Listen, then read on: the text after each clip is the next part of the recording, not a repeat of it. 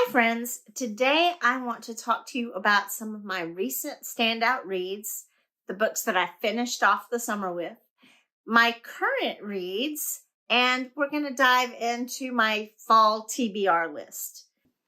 My first standout read was Stephen Graham Jones. Now, this book was published as 2 books in one. So we have The Killer on the Road and The Babysitter Lives. And I started with The Killer on the Road. This one was a lot of fun because it's this familiar trope of the hitchhiker. And, the idea of being out on the open road, you have this concept of freedom, but the caveat is the people you encounter on the road could be absolutely anyone. And Stephen Graham Jones does just that. He gives us this faceless person who really could be anyone. We have this idea of this killer, predator, and prey, but the prey is strongly refusing to be erased. So we have this idea of survival, and it is just a lot of fun. If you are someone who is looking for just a fun kind of slasher style book that could feel like the way movies used to feel back in the 70s, then you'll enjoy this book. But something that stood out to me about this book is that it's actually a little bit deeper than that. You could kind of find more heart in this book, because another thing that Stephen Graham Jones does is he adds always a layer to it of Native American culture. And the message that he's giving in this book is this idea that your identity cannot be erased. So while we have this faceless killer who could be anyone, we also have this underlying idea that your identity is who you are, and that can't be taken away. That was my cat. His books are a little gory for me, but because the story is so interesting and it's so well written that I can always look past it. So that was the first one that I read. And the second one was the second part of this book, The Babysitter Lives. And this one also took one of those classic tropes, the idea of the babysitter home alone with the kids. When you start off reading it, the people are talking about like this guy that's, been in the neighborhood bothering people. And you immediately think, okay, this guy's going to figure in later. But then we get some twists. It's the house itself that's haunted or different. There's something about this house. You can walk in behind the washing machine and come out in a bedroom upstairs. But you have rules to this. So it's fun to read this book and try to figure out what's going on and how this house works. But it turns out that if you don't play by the rules correctly, you can get stuck in this sort of parallel dimension. And that to me is just fascinating. I really found this story interesting. This one had a little bit more gore than I typically like in a book, but I also find it very interesting and very fun. So I definitely recommend reading this book if you're interested in kind of a modern, maybe it's a haunted house. The other thing I liked about it is that it was set at Halloween, and that really made me fall into this desire for fall reading and fall vibes. So from there, I decided to look up a haunted house book, and I went on to Libby for the library, and I downloaded a book called The Family Plot. It's a classic haunted house, one of those old, scary, big houses, but it's set in modern times, and the salvage company has been hired to go in and basically clean out the house. We followed this salvage crew to this house. And honestly, one of the things that I enjoyed about this book was that it reminded me of when I was a teenager and I lived in a small town. Everybody knows about like a haunted house, right? Well, we found an old graveyard that was just overgrown. And, it has the iron gates and signs, and the graves are just overgrown and they're old, and it's fascinating. And then we continued exploring because we saw off in the distance, like the shape of a house. So we wander through, we found it's all gated up and blocked off, but, we're dumb and we walk up there anyway. You could tell the house had been landscaped in the past because there's flowers growing everywhere and there's just weeds and it's just overgrown, and the house itself is dilapidated and it's boarded up. And of course, being the teenagers that we were, we wanted to know what was inside the house. So we're exploring, and the basement door is actually unlocked, and we found that we could actually go up into the house from the basement. So what do you do when you're a teenager and you find you can get into some boarded up place? Well, you keep going. We went into this house, obviously abandoned. It had layers of dust. It had been abandoned for decades, but it was really weird. It's one of those things that you would find only in a story, because it was as if the family had just left for the day. And then we went upstairs into one of the bedrooms, and there was a suitcase laid out on the bed, half packed and abandoned. It was the creepiest thing ever. And we explored, and we were, trying to make up stories about what could have happened, how this happened. We ended up spooking ourselves out because we imagined we were hearing footsteps, and, we weren't, but we were imagining it. And we just decided this house was haunted, and we were scared, and we left. That feeling is what this book reminded me of. And so you have these people that are staying in this house, and they're experiencing the haunted house. So it's your classic haunted house tale, modern times, but an old house and an old mystery, and it's just a lot of fun. Okay, so this brings me up to my current reads. I decided to pick up one that I have always wanted to read, and it is The House of Leaves by Mark Danielowski. And I know that this is a book that people either love or they hate, and I truly understand that. It's, got a cult following because it's a weird book, but it is kind of gimmicky. I mean, if you've ever flipped through this book, you know that it's not a book for everyone, but I find it very interesting. It's two stories in one. So on the one hand, you have this story about a house. It's sort of a documentation about a house, a really weird house. And then in the other story, you've got the guy who has found this book.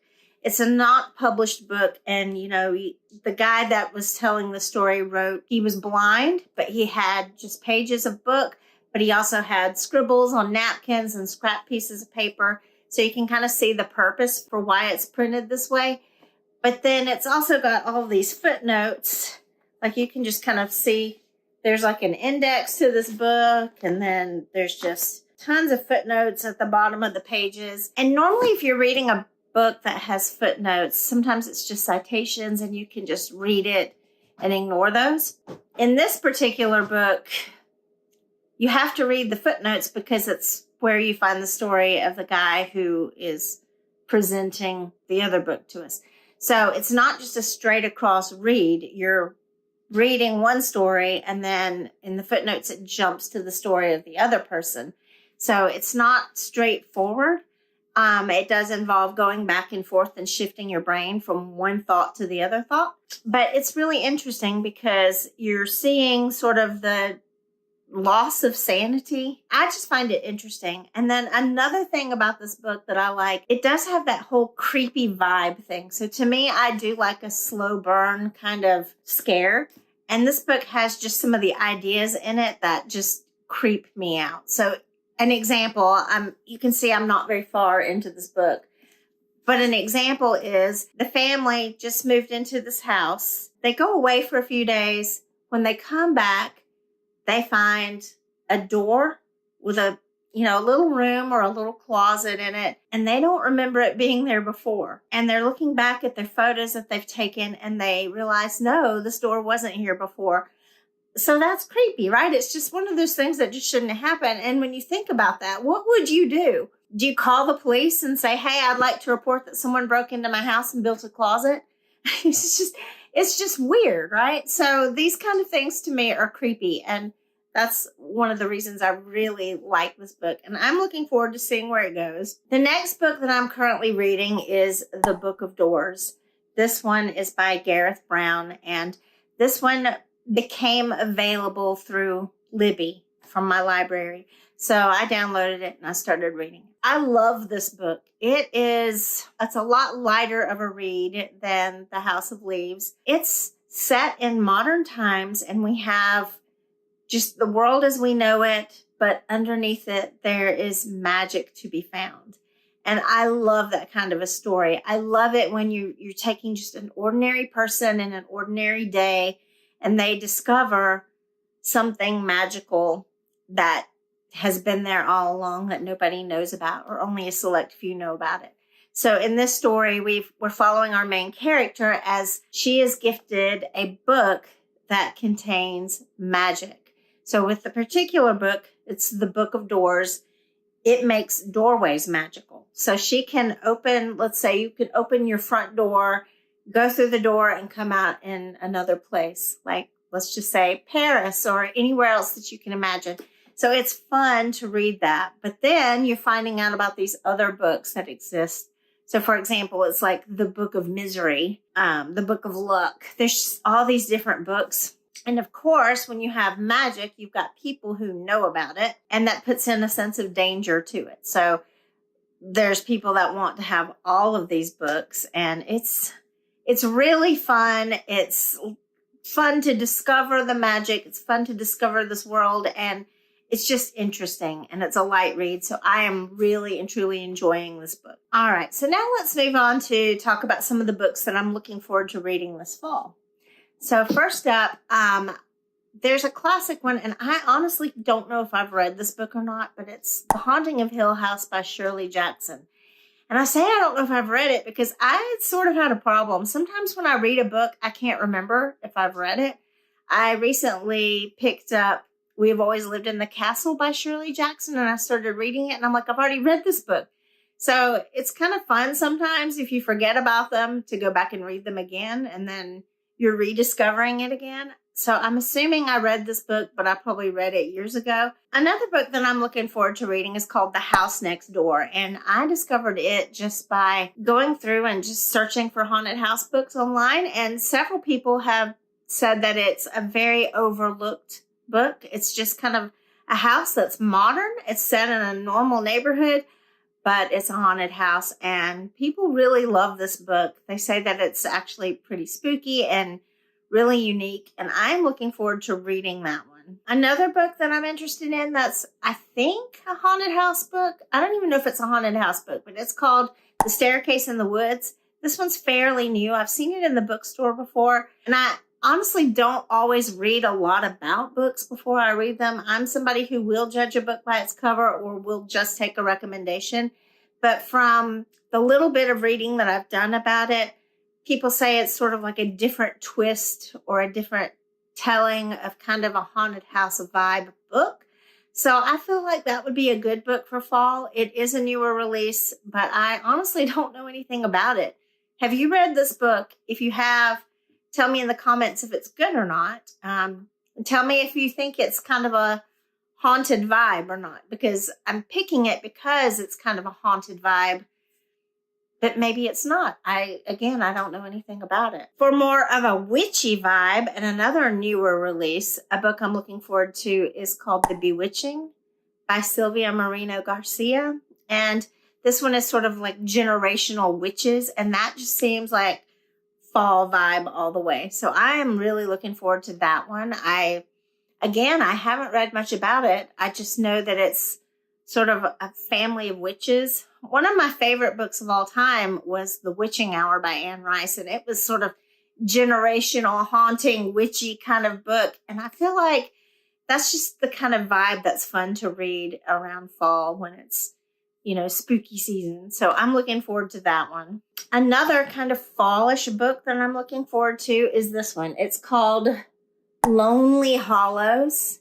and it's a book of short stories. It says 15 tales of folk horror.